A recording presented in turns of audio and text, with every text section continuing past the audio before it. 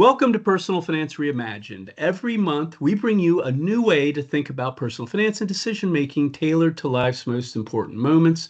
Through our unique belief and behavior based approach, we help you unlock the power of consistent, confident decision making for a lifetime of wealth and well being. I'm Jeff Hewlett, founder of Personal Finance Reimagined and your guide for today's discussion. My passion lies in helping individuals and organizations make smarter, more empowering financial decisions. It's an honor to share strategies and insights that can make a real difference in your life. June is dedicated to home buying. We will help you develop a consistent, repeatable decision process for a lifetime of great home purchases. In today's interview, we will highlight the growing tension between economic housing opportunities and regulatory roadblocks that limit housing supply and affordability. So I'd like to introduce now Dr. Mike Munger. Dr. Munger is the Pfizer Edmund T. Pratt Jr. University Distinguished Professor at Duke University. Mike is a professor of political science, public policy, and economics, three of my favorite subjects.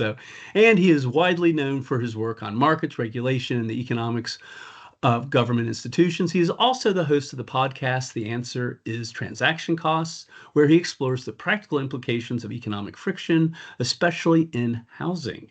Mike's framing of housing shortages as a function of transaction costs, regulatory friction, and political incentives has deeply influenced how I teach personal finance at JMU.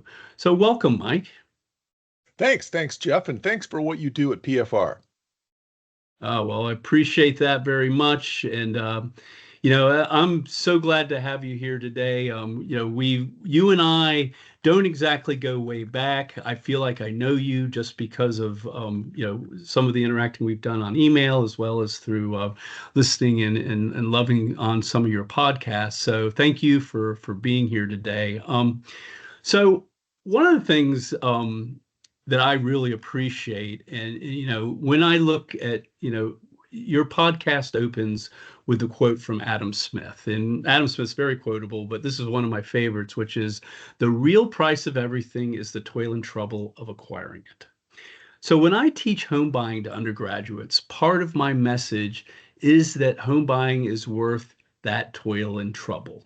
Okay. And so it's not something I overtly say to them, but I think anybody who leaves my class, they'll go, "Yeah, Professor Hewlett, that, is really focused on getting us on the home buying ladder." So, and the way I do that is I try to reduce their information and decision costs to help them get on that ladder. But some days I wonder, in today's market, is home buying still worth the toil and trouble? And I was just wondering, well, maybe we can open with that, Mike, and see what your thoughts are on that. One of the things that economists teach about consumption is that demand curves slope downward. Now, that sounds technical, but what it means is that if the price of something goes down, people will buy more of it or they'll use more of it as an activity. And one of the insights of transaction cost economics, I was a student of Douglas North, who won the Nobel Prize in 1993, and a lot of his work was focused on transaction costs. And transactions cost are the inconvenience, toil, and trouble of acquiring something over and above its price. And so the thing about housing is that it's not a commodity. It's not like wheat. Wheat, rice, you can buy a bushel of it. You can't buy a bushel of housing. And your decision about what kind of house, where, every house is unique. Every house literally is a little local monopoly. And so you have someone who wants to sell a house and a whole bunch of people who want to buy a house, but there's a lot of other sellers also. So it's a matching problem. Inherently, there are a lot of transaction costs. There's a lot of difficulties, frictions that people face in finding each other. Now, though, some of those are reducible. If I can do a virtual tour, if I can get accurate information about neighborhoods, if I can find out what the taxes are, if I can find out what the condition of the appliances in the house are, all without going and visiting. Because then there's these things that are involved in finding that out. I have to drive, I wait, someone's a little late for the appointment, maybe the homeowner's not quite ready. There's all sorts of things that can reduce the search costs of the right buyer finding the right seller.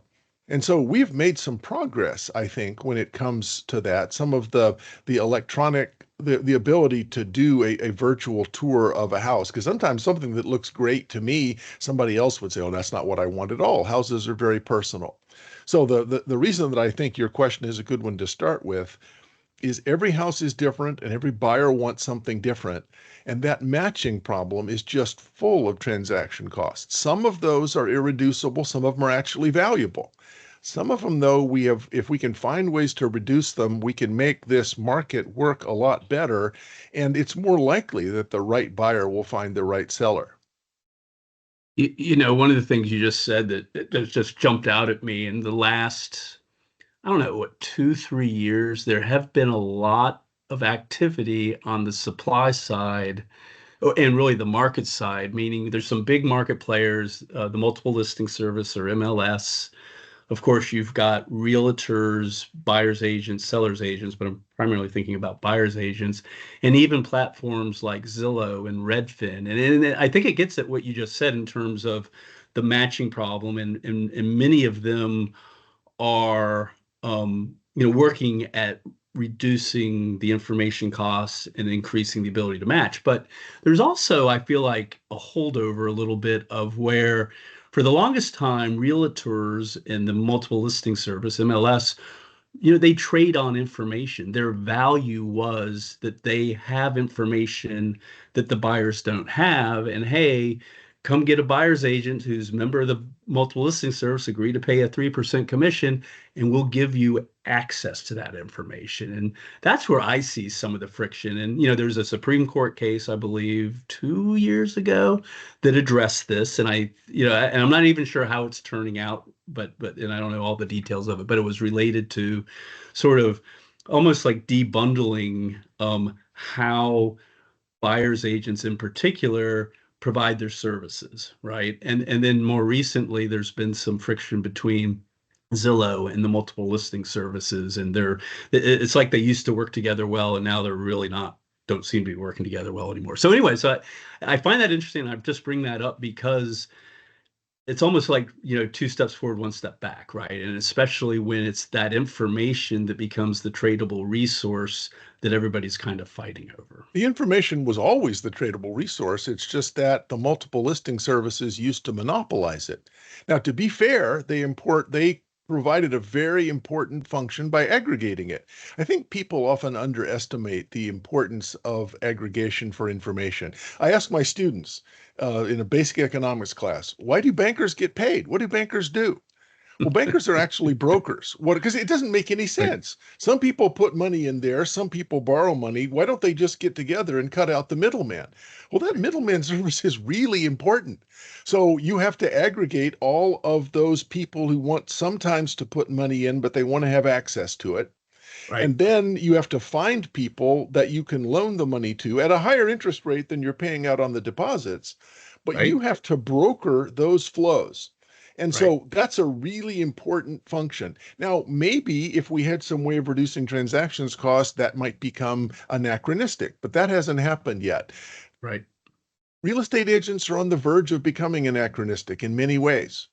So you've got, my mother was a real estate broker, and when she got the new MLS book every week, that was the information about where the houses were, who to contact, what was the phone number. There was no other way of finding that out. That was extremely valuable.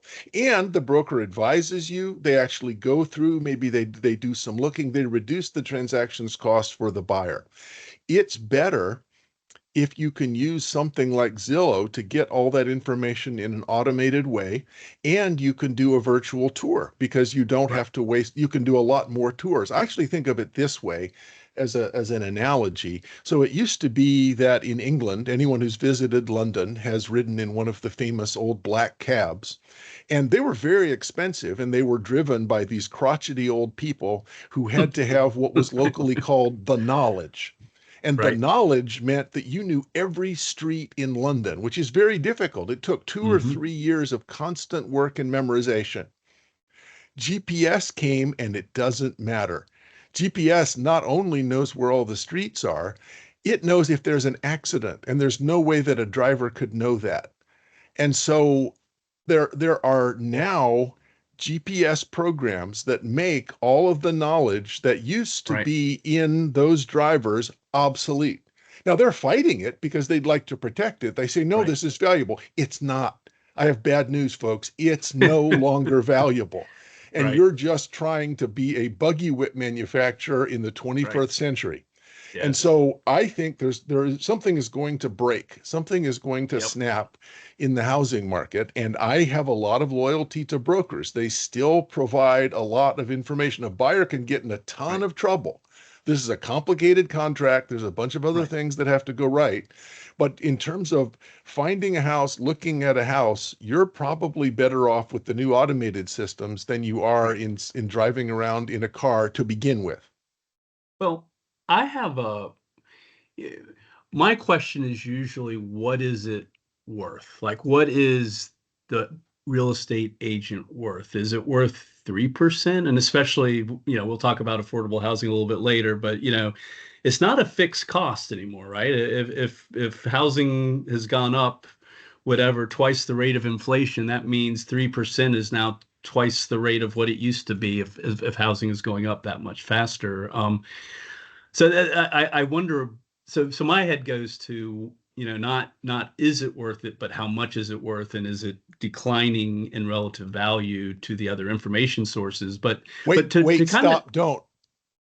The sorry, question's not what it's worth. The question is, how much does it cost to provide?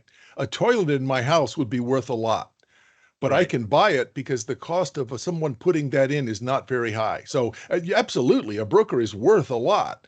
But what does it cost to provide that information if I can get it from Zillow? Right. So okay, so one, all right, so one counterpoint, and I'm going to give it in the example of my class. So in my class, we do a home buying simulation, right? And so we have a decision technology, and we have Zillow connected to it.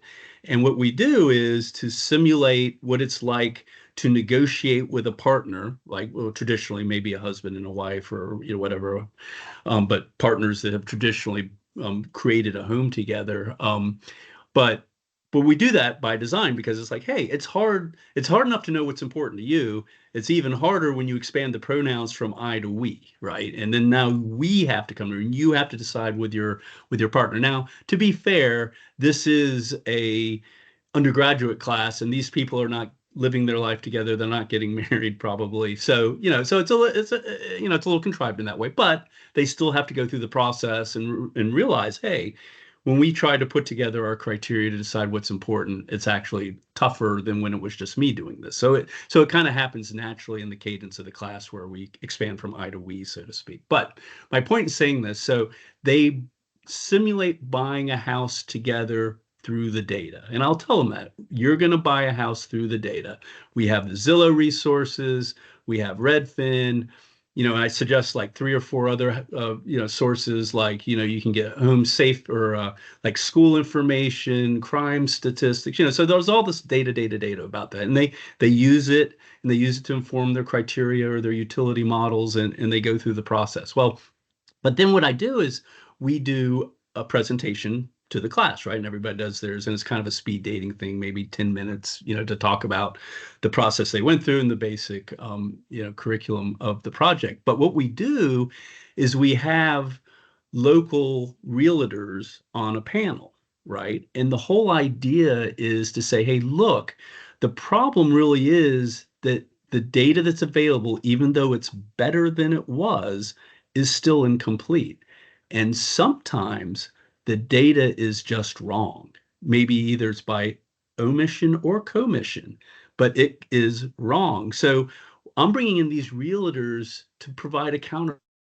Maybe they know the market. Maybe they'll be able to help you understand that, yeah, there's actually a problem with that property, or this or that. But so what I'm trying to encourage them to do is like, look, there is a lot of information out there, but realtors have value because they actually have unique market knowledge that maybe you're not going to get on one of those online platforms.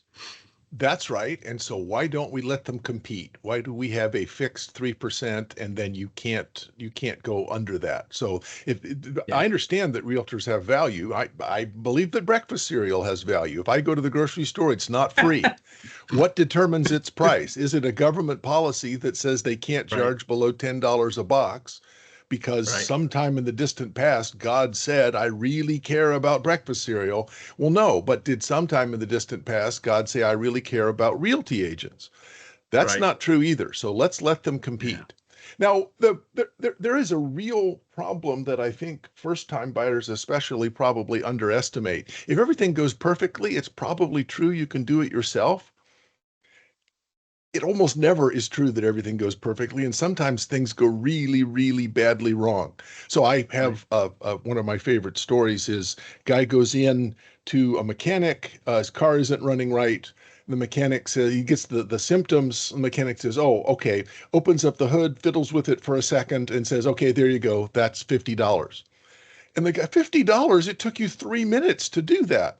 Well, the 3 minutes Yeah. I'm only going to charge you $1 for that.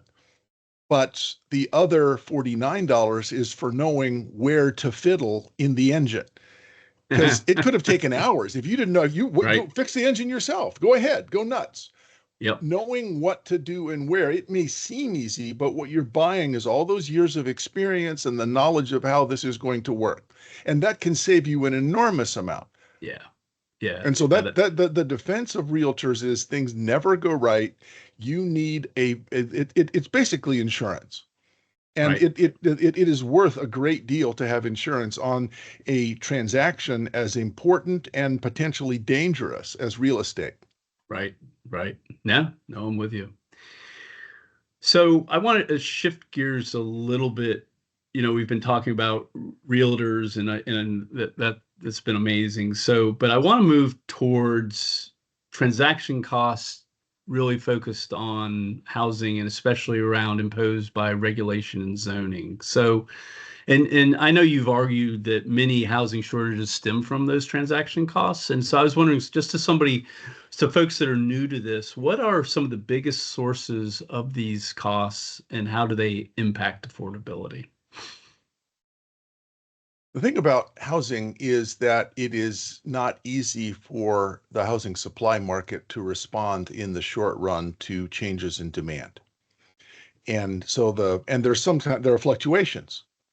So the difficulty that you have if you're a developer is you have to try to forecast what demand for your housing units is going to be years ahead because it takes that long to get Right. permission to do the construction and to get the inspections after the fact actually online. So we're talking about realtors, we're talking about the allocation of an existing housing stock.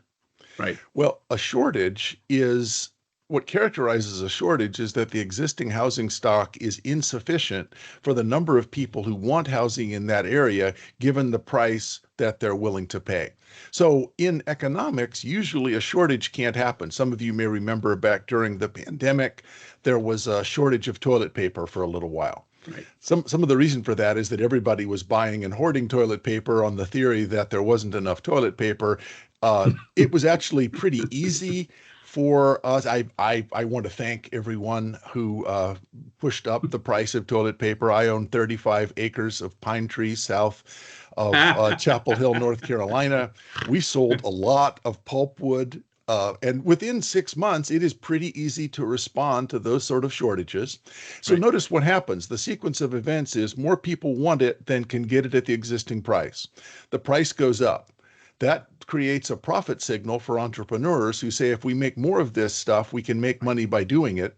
And before long, the shortage is gone. The question, the mystery is, why does that not happen with housing? Prices are through the roof. They're constantly high. They seem quite a bit higher than the actual construction costs of new housing. And yet we have a shortage in the sense there's just not enough for people to buy it, even at the existing price. In many markets, now this isn't quite as true right now, but in many markets, you have to make an offer the same day that it goes on the market, or you're not likely to get it because the price is the almost no price is high enough. People are desperate to make an offer on some kind of house.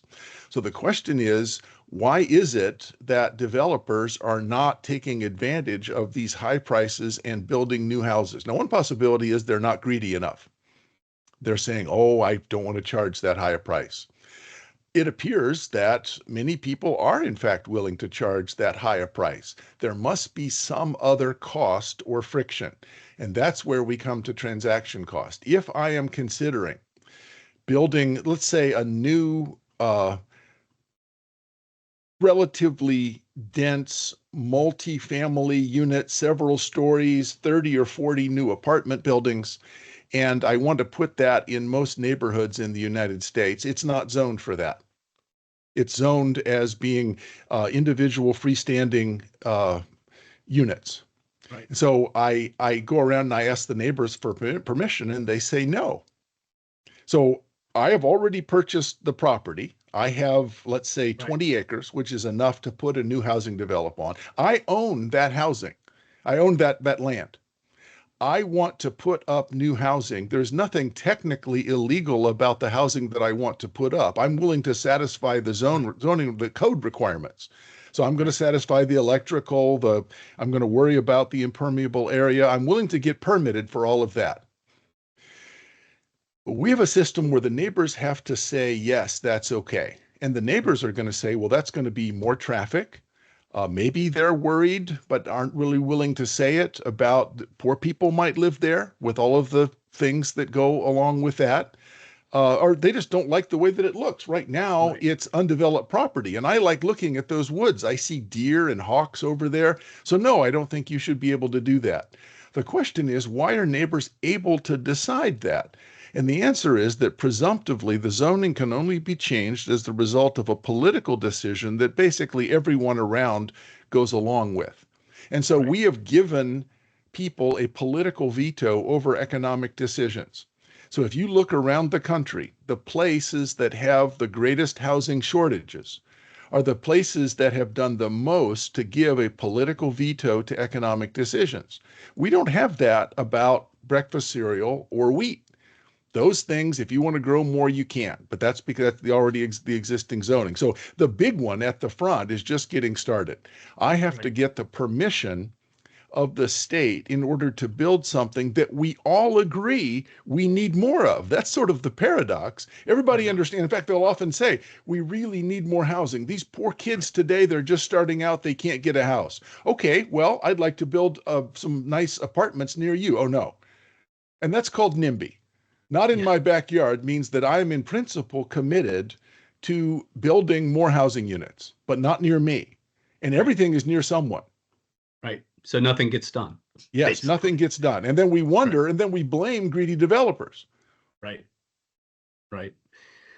But, the other thing I think about too is it's a it's I love that the veto analogy there, but I also think about like over time, it's a one-way street. It's like one of those bamboo finger traps, easy to put your fingers in, but you can't pull your fingers out. So it's like all you can do is go in one direction, which is more zoning, right? So it's like it's relatively easy for a minority, small number of people work really hard maybe to get elected to the zoning commission, and you can put in something that makes things more restrictive because you don't like blue. I don't know, pick your favorite thing that somebody might not like. But so you can go in that direction, make things more restrictive, but right, it takes, an act of Congress or whatever you want to call it to have things go the other way. And that's what, it's funny because I think a lot about and this is going to go off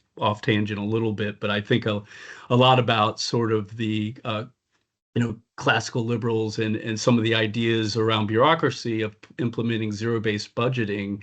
And there's been a lot of work done around zero-based budgeting, and I think there's been some attempts and some, research and some tests of where it can work, et cetera. And people talk about it as a answer for bureaucracy. But I think of something similar for zoning, which is every once in a while, why don't we just set aside all the zoning rules, just completely to the side, and require the zoning commissioner, or whoever it is, to actually build it from zero.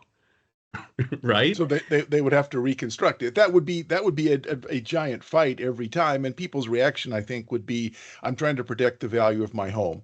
And Right. so if Right. somebody builds they bring in an industrial facility, a commercial facility, or a high density unit, it'll harm the value of my home. That's what zoning is really supposed to do. The, the Obama administration, I have to give them credit. They issued a report and really went after California hard and said that and California has tried to do this. So the state legislature said that the cities had to be less restrictive in zoning. The cities had to allow basically upzoning. So Right. you had asked about steps. The first step would be to allow upzoning, but let's suppose that happens. And upzoning means that the ratchet that you talked about is taken off.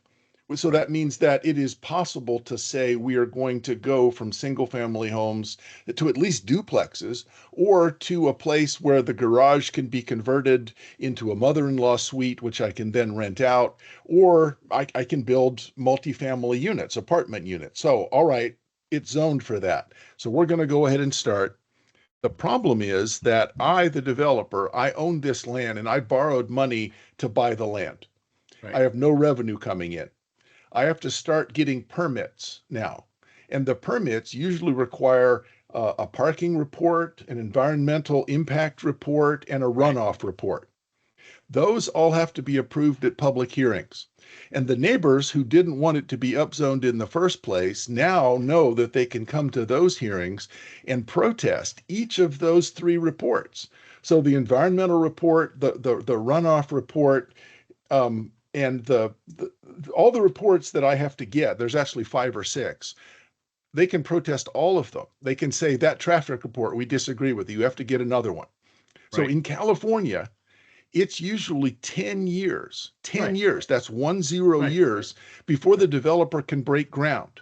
That's Right. before they can start Well, to build the new units. yeah, and the So carry costs on that capital no are revenue. insane. Yeah, And so the real nobody'd ever estate do is it. incredible. Well, and so if you ask, why are new units in California so expensive? I've spent an enormous amount of money paying the debt on that very expensive land for 10 years before I could even start building it. Right. And so it's not surprising, given those transaction costs, that housing is so expensive. We have made it illegal to build new housing. And I know you've written about this also. One Right. way to have more housing is to stop making it illegal to build housing. Right. Now, it's not technically illegal. You can't go and find the law where it says you cannot Right. build new housing. But if Yeah. I'm a developer, I am trying to earn a profit. And Right. that's the way this system works. I have to get enough at the end that it was worth all of the risk, all of the opportunity cost of my capital, because I can just buy stock and go play golf. But Right. instead, I think I am going to make more money by doing this. That's the only way that I'm going to. And we want development. We want new houses. We Right. need new houses. People Right. demonize developers. The only way a developer makes money is if at the end of the day they produce a housing unit that someone is so excited about, they will pay more for than its production cost. They are made better off by Right. having that housing available. That's the only way a developer can make money, is if they provide a service to the society. And Right. so we're denying developers the right to make money. What we really are doing is denying young people the right to buy a house. And Right. so the way that cashes out, the way that it works out, is wealthy neighborhoods are more politically powerful. They can prevent developers from rebuilding houses. Right. Poor neighborhoods have trouble with that. And so the result is something that many rich, forgive me, liberals really are upset about, because it is, well, the wealthy people moving into a poor neighborhood is something that a lot of people object to, but the only reason that they're doing it is that they couldn't move into a wealthy neighborhood to begin with. And so we're displacing uh, people into poor neighborhoods. And the result is we're driving up the rents in those poor neighborhoods because we're not making it possible to build houses in the wealthy neighborhood. Right. So You the know, my gentrification is the usual blanket term for this. right, Gentrification is caused by transaction costs. It's not caused by greed. right, right, right. No, to me, gentrification is like a natural outcome. People tend to seem like they want to blame it, but it's sort of like you get what you pay for, and You can that. solve it tomorrow. Let people build housing in your neighborhood. Yes. So one of the things you mentioned and talked about a little bit was value, right? And in other words, the people that own the homes want to maintain and increase their value, and they see zoning as a way to do it. And so one of the things I struggle a little bit with is the pronouns, right? The we, like who is we? Who has the right to decide that? And it's usually the homeowners that do, but it's like, well, if it's your community, it's not just the homeowners, it's also the renters, the people that might want to buy, They don't but for live some there. reason they don't They seem to live have they live a somewhere seat at the else. table. They live somewhere else. And so what you have is the existing homeowners, and they all vote for that city councilman. Right, And then you have the hypothetical renters that all live somewhere else but don't live in the neighborhood yet. And right, so in a democracy, if I'm a city councilman, I don't care a thing about people that don't live in my district. right, And if you're saying a bunch of people would move into your district and they would be better off, I don't care. They don't right, vote. right. So the only Yeah, people that vote for me are the ones that already live in my district. So there's an asymmetry that right, guarantees a rigidity in housing markets if we empower local politics to make these decisions. The right, asymmetry is the people who live there now hate it. There are right. more people who would benefit by more if you would build housing, but they're not voting there now, and they can't vote unless you build it. So it's a chicken and egg problem Yes, politically. right. It, one of the things I wanted to mention too was we haven't really talked, we have politicians mentioned kind of writ large, but I think specifically about bureaucrats, the ones that while they may not make the policy, they're the ones that are going to implement the rules. And I think about their incentives, right? And so when I think about, we use a system of taxation around housing called ad valorem or at value, right? And basically what that means is the higher the value, the more tax revenue comes in, assuming that you have a consistent, tax rate, right? So if you have a 1% tax rate and value goes from 1 million to 1.5 million, well, that's a 50% increase in tax revenue, right? Well, who gets paid by that? The bureaucrats, right? The people implementing the rules. So when I look at like kind of comparing the incentives of an ad valorem system to those that are in charge of enforcing it, it just feels completely fishy, honestly, because it's the bureaucrats are the ones that really get while we as consumers get value out of it because we own the home and we like it that our home value is going up, but all those taxes are going to pay higher and higher salaries, more people to do more of that job. And so I don't know. So that's where I get a little bit like, okay, what's going on here? It's all perfectly understandable. I don't think anyone's acting badly. The bureaucrats certainly have the incentive to not make a mistake. And if they say no to something, they're probably going to be okay. If they say yes, there might be trouble down the road. So that asymmetry is important. The problem with that you mentioned with tax revenue is certainly a problem. I think ultimately if you were to, some cities are coming around to recognize that they can increase their tax base by having a more dense housing stock. And so the bureaucratic incentives might start to go the other way. The the thing that a lot of cities are kind of locked a lot of cities in the Northeast, they have pretty high housing values, but a lot of restrictions on building new housing. And Right. so they are going to have to change their zoning laws. That might ultimately work to the advantage of those of us who want to build more housing because bureaucrats are the one that's going to recognize if you tear these houses down and build a lot of new units, then you'll be better off. What the problem we run into is that you then have rent controls. So if these are rental units, rent controls are about the worst thing that I can imagine. One of the things that almost all economists agree on, Milton Friedman and Paul Krugman all agree rent controls are really bad because rent controls restrict the housing stock on two dimensions. One, they make it very difficult to build new housing, but the other is they restrict the quality of existing units because I have no reason to improve it because I can't raise the rent. So if I rebuild the kitchen, I can't raise the rent. And so somebody calls me in a rent controlled apartment and said the sink is leaking. I say, well, I'll move out because then I can raise the rent if I get a new tenant. And so there's this that all of the incentives for rent control are for low rent and everything that low rent implies about the Right. quality of the housing stock. So what's going to happen is if I can, I'm going to tear that down and build condos that I can sell instead of having rental units. But it's usually very hard to evict people. And so if you walk around in some of our largest cities in the Northeast, in some of the most expensive real estate in the world, you'll see this, there's vacant buildings Right. because rent control made it impossible for them to make any money. And so they just stopped doing upkeep. Yep. They let it go. Yeah. But then when it gets condemned, they can't build anything new because the neighbors will not allow it to be torn down and build the much nicer housing that or it takes 10 years to do it.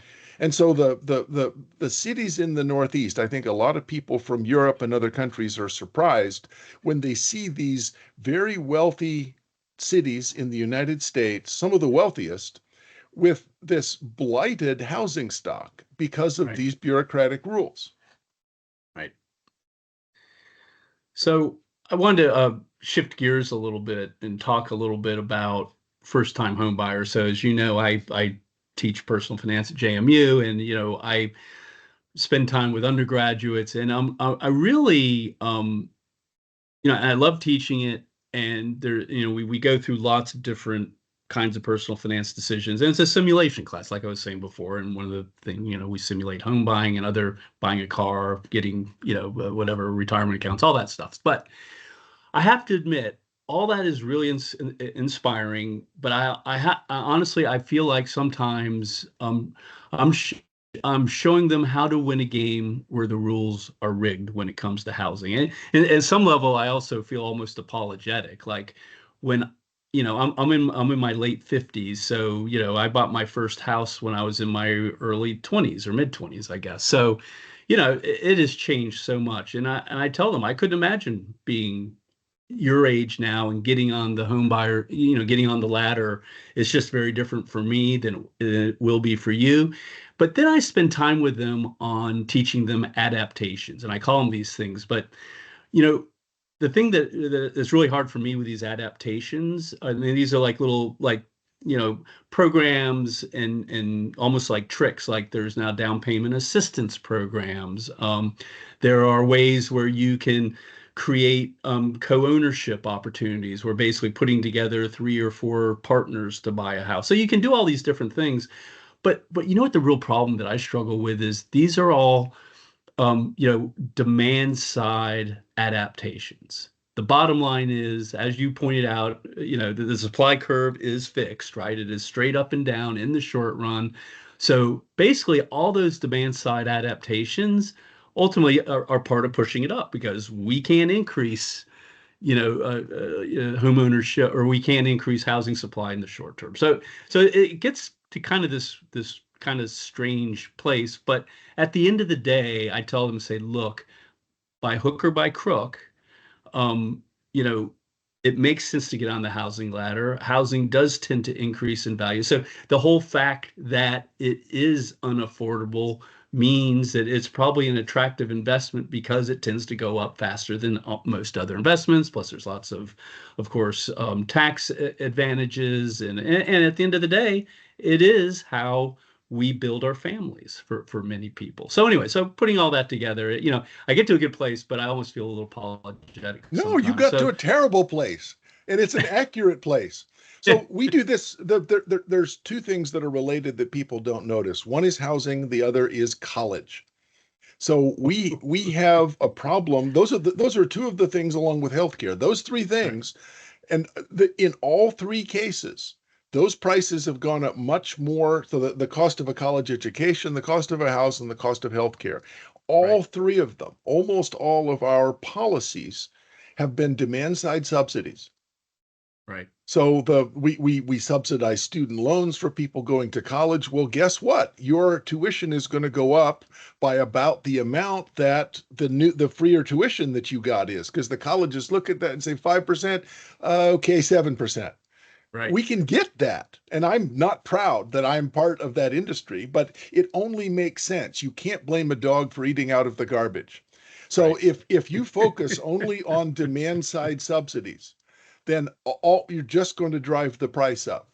And Right. but that's actually what people want. You say that you feel bad teaching kids this. They didn't make the rules. They're trying to win the game. So we're Right. trying to operate on two levels. One is here's what you have to do given the rigged game. But we Right. also, and I know you and I literally do this, write and try to persuade the public we need to change the game. It's a dumb game. Right. And so the what we need to do is stop relying on demand side subsidies and just eliminate some of the cost to increasing supply. And this system will start to work pretty quickly because Right. people will readjust the margin on which they're working. But as it stands, having those demand side subsidies has been a disaster. And the reason that the cost in those three sectors have gone up faster than inflation is that all of our public policy has been focused on demand side subsidies. Wow. Well, this has been a lot of fun, Mike. And honestly, like what you just said about the college piece, that's probably an entire another podcast discussion because I I'm have a not lot. proud of it. I am not proud Well, of I'm it, but not it's the either. darn truth. It is the darn truth. And, you know, it's funny because I spend time on college ROI. We have a part of what we do with Personal Finance Reimagined where we spend time in high schools with the high school students and with their parents, but really focused on how do you achieve college ROI through better decision making, right? And part of it is how do you really come to, you know, what do you expect out of college? And at the end of the day, how can you get the best GPA for the least cost? Which sounds pretty sad, maybe, but But that's colleges almost uniquely do not compete on price. We compete on climbing walls and better food services. So we charge gigantic prices, and then when oh, kid come to, oh, look, there's a climbing wall. Look, we have yep, the all sorts of really good food, and right, so the $75,000 a year you're going to pay, it's totally worth it. right. Why aren't colleges competing on price? And the answer is that the demand subsidies mean they don't have to. It's a scam. Right.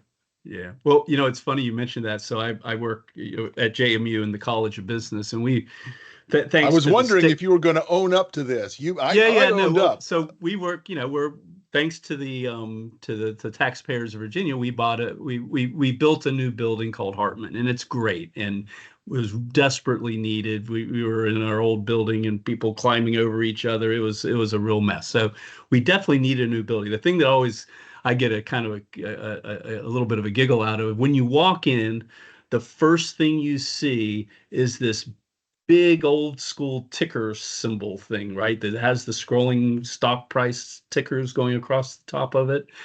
And you know, and it looks great. It's very impressive. And you know, the parents will walk in during Choices Day or whatever and see that, and it's wonderful, right? And it's so cool. And what I hate to break it to anybody, it's like nobody actually trades using ticker symbols anymore. This is 100% for show. It literally means nothing. And And it wasn't people will look cheap. at me going, what are you talking about? It's like, yeah, but you know, it looks good. I get it, but that's just a show. So sorry to my friends at the College of Business, but that's kind of the truth. So, well, and thank you so much, Mike, for joining us today. And this has really been fabulous. I do want to ask one other question here as a wrap up, and that is, so your clarity around transaction costs, regulatory friction, and housing market incentives, you know, have been really wonderful. Do you have any suggestions or even anything you've seen with you or your family or your students, what would you recommend to a young person that, they're a senior at Duke, or maybe they're coming out of school, maybe they're out first couple years and they're thinking about getting on the home buying ladder. What's your take? What should they be thinking about? They probably are going to need someone to co-sign or get someone to help. There's two sayings about optimal timing. The best time to buy a house was a year ago. The best time to buy a computer is a year from now. And because the computers a year from now are going to be better, and a Right, year ago, houses were always cheaper. And that right. means that it's never the right time. Go ahead, buy the house, get in. Now, I bought a house when I was in graduate school in St. Louis.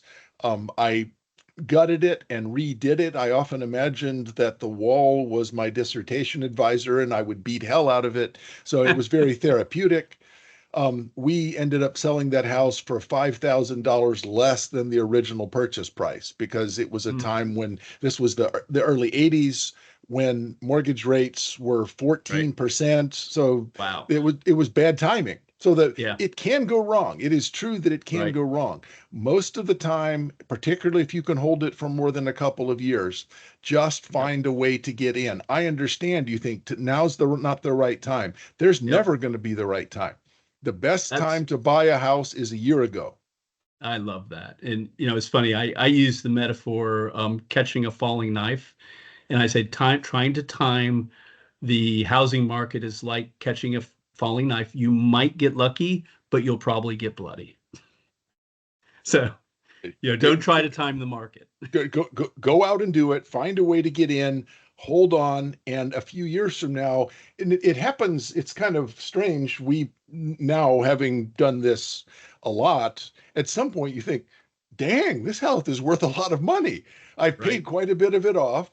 And it is appreciated. And so that was the traditional American, the first step on the ladder to success and prosperity. Buy a house, live in it, pay it off, and then you have something. You can buy another house, you can leave a nest egg, but you have to get started. Don't put it off. Yeah. And I I love understand it's hard. That's easy for me to say. I'm old and rich, but it. I was there was a time when I was neither. Yes. Well, Mike, thanks again for joining in your podcast. The answer is transaction costs. Can you leave us with a little information about that? I remember last summer you were really into it, and then the school year came in and you sort of ratcheted down a little bit. But you had mentioned to me before the podcast that you're going to take a sabbatical. So is the answer is transaction costs? Is that part of your sabbatical, or what's going on with Well, that? so every summer from the end of May until the beginning of September, it is weekly and it is a relatively short monologue. And then during the school year, it is monthly, and I do a long form interview, hour and 15 minutes, with someone who has some interesting things to say about transaction costs. So I have one more monthly one to go, and then I'm going to go back to the weekly version. But there's more than 50 in the can at this point. So if someone were, I tried to keep them relatively short and punchy. And let me say, as a selling point, every episode there are some economics jokes. And one of the problems with economics jokes is that they are not funny. I understand that. But sometimes they're so not funny that they are a little bit funny. So Oh I yeah. recommend the answer is transactions cost. You will come for the jokes, but you'll stay for the transaction costs. Yes. Yeah. They're like dad jokes a little bit, They're but terrible. yes. Okay. Well, good. Well, thank you very much, Mike Munger, and I appreciate you being here. And thank you all for listening, and have a wonderful week. Thank you, Jeff. Thanks very much.